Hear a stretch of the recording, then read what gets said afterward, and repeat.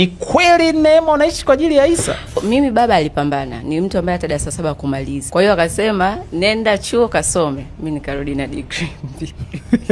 Mzee anasemaga siku zote kwamba akichukua elimu yangu akiongezea angekuwa na gorofa pale Kariakoo.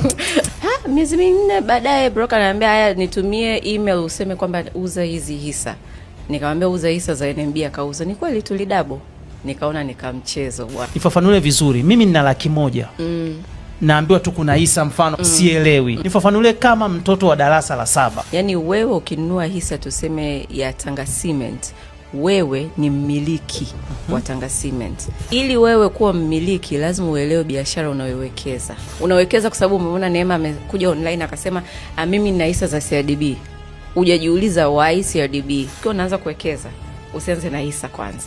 Uanze na nini? Mifuko ya uwekezaji ya pamoja. Chukua simu yako Neema. Simu yangu. Chukua simu yako. Nataka sasa hapa kwa mtu ambaye haelewi chochote. Sasa tuanze darasa hapa. Hisa faida zake ziko 2.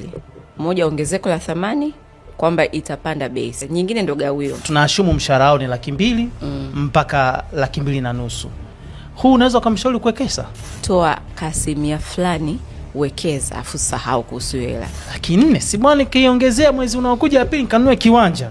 Si umenielewa? Afu kishanunua kiwanja. Ikitokea leo chochote ukashindwa kufanya kazi, what is your backup plan?